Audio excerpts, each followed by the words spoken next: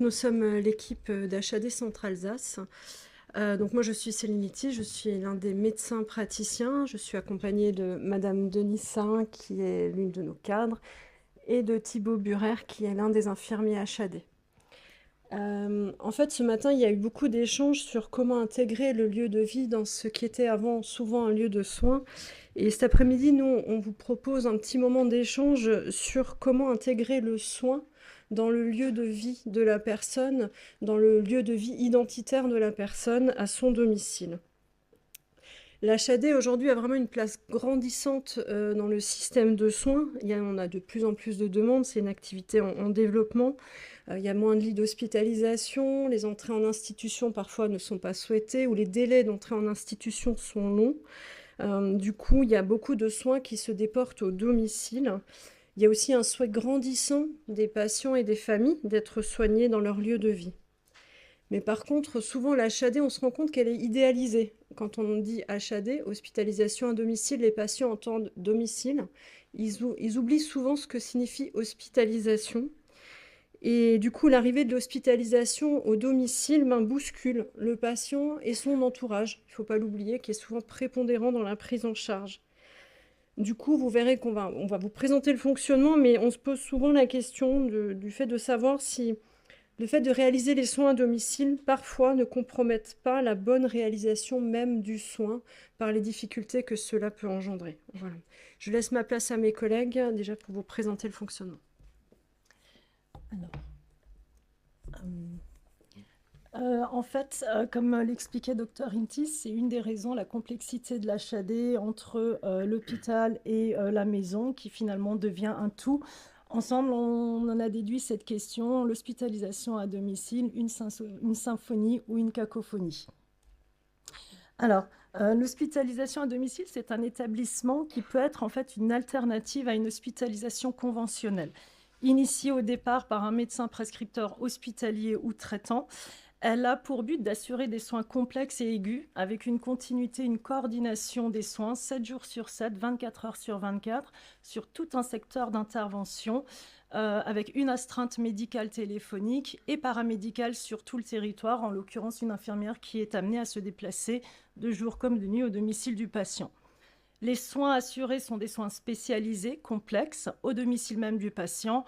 Nous vous avons donné quelques exemples, traitement de la douleur, soins palliatifs, dépansement à pression négative et plein d'autres motifs de prise en charge.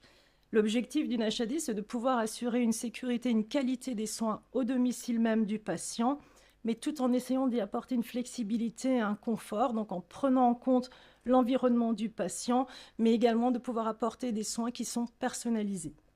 Voilà, je vous prie.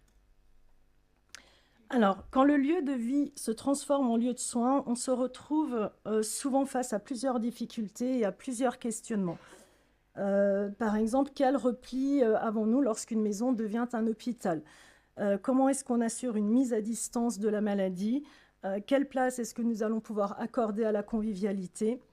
Une problématique également, c'est lorsque le patient est face à une perte de son autonomie, avec une diminution des capacités fonctionnelles, notamment lorsque la prise en soin, la prise en charge nécessite plusieurs interventions. Dr Karcher l'a très bien expliqué ce matin, où il a mentionné lors de ses fonctions une des interventions allant jusqu'à 12 professionnels intervenant au domicile du patient, ce qui est quand même relativement inclusif. Une flexibilité également, comment est-ce qu'on peut l'apporter au domicile, sachant qu'on ne pourra pas non plus proposer des soins à la carte. Comment assurons-nous l'intimité du patient, mais de ses proches également. Une autre difficulté à laquelle nous faisons très souvent face, c'est que lorsque le proche, l'aidant principal, devient soignant, où en fait on constate qu'il y a des modifications dans la relation entre le proche aidant et le patient. Les familles sont souvent pris de sentiments de responsabilité, de loyauté, mais on se retrouve également face à un épuisement moral, physique, qui est aussi difficilement gérable pour eux. Et puis, une autre problématique, c'est lorsque le lieu de vie devient en fait un lieu de fin de vie, surtout lorsque nous sommes dans des prises en charge en soins palliatifs. Alors, c'est juste un petit peu pour vous imager comment on devient finalement un lieu de vie qui se transforme en lieu de soins. Alors, c'est pas aussi joli que ce qu'a fait notre collègue. Mais voilà, donc voilà. Donc voilà en fait un petit peu à quoi finalement ressemble ce lieu de vie où en fait on va se retrouver avec plusieurs soignants, lits médicalisés, des potences et puis tout un tas de matériel en fait et d'intervenants qui vont nécessiter en fait une prise en charge au domicile même du patient. Ensuite, on va vous parler de la prise en charge d'un patient en HAD. Donc la coordination reste que très complexe avec toujours le patient au milieu avec ses besoins médicaux, psychologiques, sociaux. Évidemment, la famille, proches aidants vont être là dans un rapport émotionnel de présence, mais aussi d'épuisement. Les libéraux, donc le médecin traitant, reste le médecin prescripteur, ainsi que les infirmières libérales qui étaient déjà en place. Les kinés, les ergos, les AVS, etc. vont avoir un impact très fort aussi au domicile du patient. Les médecins spécialistes pour des expertises, pour des avis. Et la coordination de tout ça réside au final dans l'HAD qui va faire une continuité des soins, une continuité décisionnelle. Et tout ça en mettant en rapport aussi avec les autres partenaires dont on peut faire appel, donc la SARA, la DAC, ou encore les différentes équipes mobiles qu'on peut faire en place, comme par exemple l'équipe mobile de soins palliatifs qui est du coup à Santé Centrale Alsace chez nous. La complexité de la prise en charge ne vient pas d'un seul acteur, mais de leur coordination permanente autour du patient. Et du coup, peut naître soit une cacophonie, soit une symphonie en fonction de qui sera le chef d'orchestre du coup de cette coordination. Ensuite, le médecin traitant, comme dit, reste au centre de la prise en charge, mais multiplicité des intervenants reste quand même très difficile, avec des possibles désaccords et des changements de stratégie entre eux. Bien souvent, le patient souhaite affirmer son autonomie, donc avec des refus ou beaucoup de négociations dans le traitement médical ou des soins, des difficultés liées aux multiples interventions, les horaires de passage. L'entourage du patient souhaite parfois également prendre part aux décisions, donc ce qui peut amener à des refus, de négociations de traitements médicaux ou de soins, et les avis divergent au sein des familles, entre les enfants, entre les parents, etc.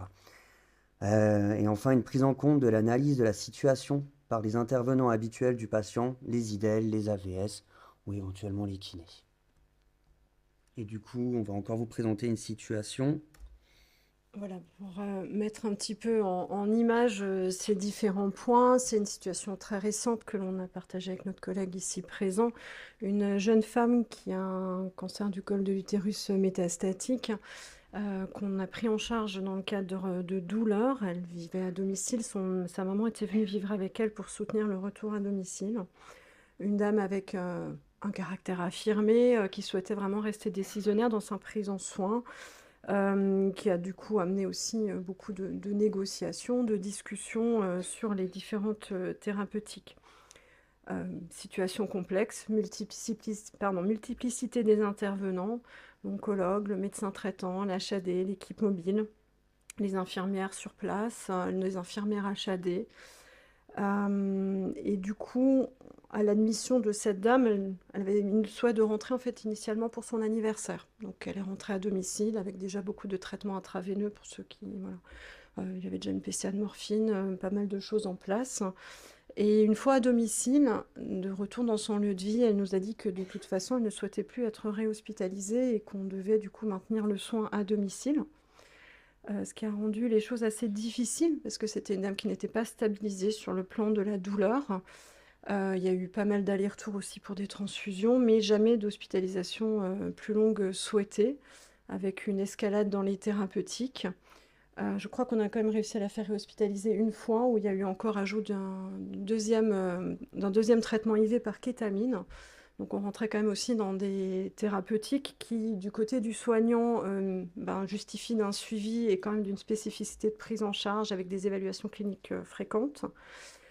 Et toujours ce souhait de rester à domicile, qu'on augmente les doses, qu'on la traite comme ça, donc une prise en charge à distance, téléphonique, autant que possible, jusqu'à ce qu'à un moment, en fait, on dise, là, on va un peu temporiser. Et ce qu'elle n'a pas accepté sur l'augmentation, en tout cas, des traitements. Et à ce moment-là, on s'est rendu compte, parce qu'on a des pompes connectées, que madame avait détourné le code soignant de la pompe hein, de kétamine. Et donc s'injectait depuis, on ne sait pas exactement combien de temps, des doses de kétamine, on ne sait pas lesquelles non plus. Au minimum 5, on en est sûr, mais c'est tout ce qu'on sait. Et bon, cet événement-là a quand même créé une grosse remise en cause. Elle a été réhospitalisée et depuis elle est prise en charge. Mais ça a amené quand même beaucoup de questions qu'on a. En fait, c'est un exemple un peu... Alors, franchement, ça ne nous arrive pas tous les jours, heureusement. C'est vraiment un exemple à la marge jusqu'où ça peut aller. Cette autonomie du patient dans son lieu de vie, ou comme vous disiez avant, c'est le lieu de vie identitaire. Le patient veut décider, ben souvent ça bascule un peu sur la prise en soin.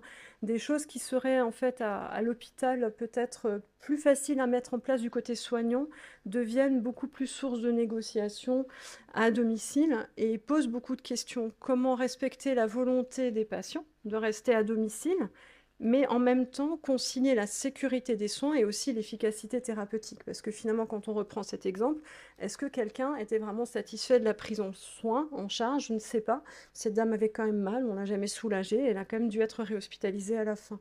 Donc ça interroge souvent, enfin, par cet exemple très critique, on interroge pas mal de choses sur la prise en charge en HAD.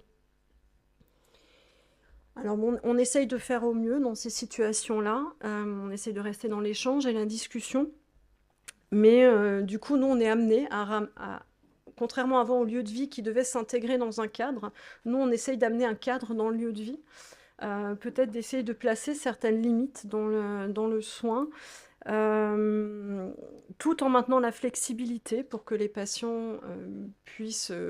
ouais, enfin, voilà, qu'on respecte quand même leur flexibilité et leur rythme de vie. On essaye aussi de développer les visites à domicile du côté médical. On essaye parce qu'on n'y arrive pas toujours à aller à domicile. Et bon, c'est toute l'importance de la coordination, mais dans un exercice souvent un peu difficile.